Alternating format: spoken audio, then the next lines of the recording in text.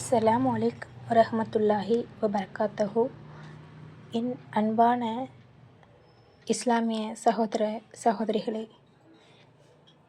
அல்லாஹ்வுக்கு மிகவும் விருப்பமான 4 வார்த்தைகள். சொர்க்கத்தில் உங்களுக்காக மரங்களை நட வேண்டுமா? மறுமை தராசில் கனமான திக்ரை பற்றி நாம் இன்று பார்க்க இருக்கிறோம். நம்ம அன்றாட வாழ்வில் எத்தனையோ வார்த்தைகளை பேசுகிறோம். ஆனால் மிக குறைஞ்ச நேரத்தில் ஓதக்கூடிய, அதே சமயம் மறுமையில் மலை போல நன்மைகளை தரக்கூடிய ஒரு பொக்கிஷத்தை பற்றி தான் நம்ம இன்றைக்கி என்ன செய்ய போகிறோம், பார்க்க போகிறோம். அந்த திக்ரு ரொம்ப மகத்துவமான திக்ரு. இந்த திக்ரோட ஒவ்வொரு வார்த்தையிலும் ஆழமான அர்த்தங்கள் இருக்குது. அப்புறம் இந்த திக்ர் அல்லாஹ்வுக்கு ரொம்ப பிடித்தமானது. நபி ஸல்லல்லாஹு அலைஹி வஸல்லம் அவர்கள் கூறினார்கள், உலகத்தில் உள்ள அனைத்தையும் விட இந்த ஒரு வார்த்தை என்னது அல்லாஹ்வுக்கு ரொம்ப மிகவும் விருப்பமானது, பிரியமானது அப்படின்னு முஸ்லிம் அப்படிங்கிற நபிமொழி தொகுப்பில் வருது. 2வது, பாவங்களை உதிர்க்கும் ஒரு மந்திரம். அதாவது நபி ஸல்லல்லாஹு அலைஹி வஸல்லம் அவங்க சொல்கிறாங்க, ஒரு உலர்ந்த கிளையை தட்டிய போது இலைகள் எப்படி உதிர்ந்து போகுதோ அதே மாதிரி தான் இந்த திக்ரு ஓதும்போது மனிதர்களுடைய பாவங்கள் என்ன செய்யுது, அந்த இலையை போல உதிர்ந்து போகுது.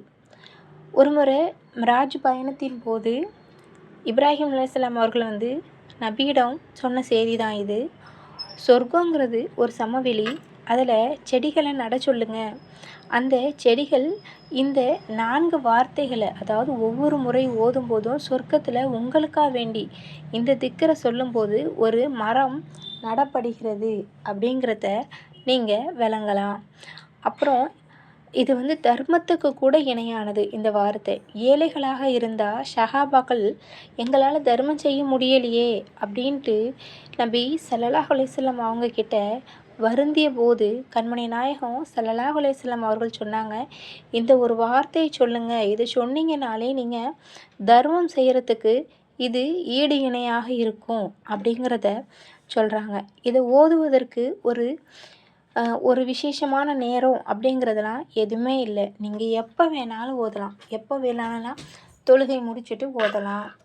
அதுக்கப்புறம் நீங்கள் வாகனத்தில் போய்கிட்டு இருக்கும்போது ஓதலாம், சமையல் செய்யும்போதும் ஓதலாம், ஓய்வாக இருக்கிற நேரத்தில் ஓதலாம், படுத்திருக்கும் போதும் ஓதலாம், எந்த நேரமும் ஓதலாம். உங்கள் நாவுகளை எப்போதும் அல்லாஹ்வோட நினைவால் இந்த வார்த்தைகளை கொண்டு நனைஞ்சிக்கிட்டே இருக்கட்டும் இன்ஷா அல்லாஹ்.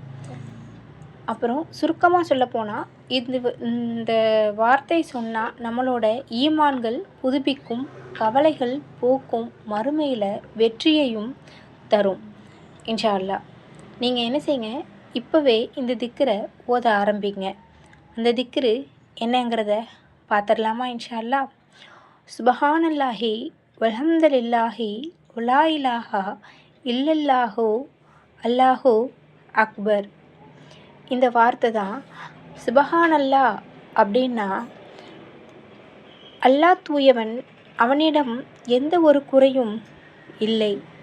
அல்ஹம்துலில்லா, புகழ் அனைத்தும் அல்லாஹ்வுக்கே, நாம் பெற்ற அனைத்து அருள் கொடைகளுக்கும் அவனே நன்றி செலுத்துபவன். லா இலாஹா இல்லல்லா, வணக்கத்துக்குரியவன் அல்லாஹ்வை தவிர வேறு யாரும் இல்லை.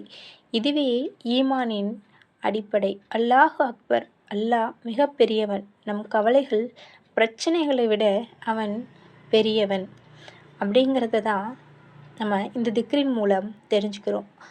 அப்புறம் அல்லாஹ்வுக்கு ரொம்ப பிடித்தமான வார்த்தையும் இதுதான். நீங்கள் சுபஹானல்லாஹி வல்ஹம்துலில்லாஹி அப்படிங்கிறது சொல்லும்போது அல்லாஹ்வுக்கு ரொம்ப பிடித்தமான ஒரு வார்த்தையாக இருக்கிறது இன்ஷா அல்லாஹ். இன்றைக்கி இந்த திக்ரை ஓத ஆரம்பிங்க. ரொம்ப எளிமையான திக்ரு தான். இந்த வீடியோ உங்களுக்கு பயனுள்ளதாக இருந்தால் மற்றவங்களுக்கும் பகிருங்க. நீங்கள் அந்த நன்மையில் பங்களிங்க. ஜஸாக்கல்லா ஹையர். அஸ்ஸலாமு அலைக்கும் வரஹ்மத்துல்லாஹி வபரகாத்துஹு. பிடிச்சிருந்தா லைக் பண்ணுங்கள், ஷேர் பண்ணுங்கள், சப்ஸ்கிரைப் பண்ணுங்கள். பாய்.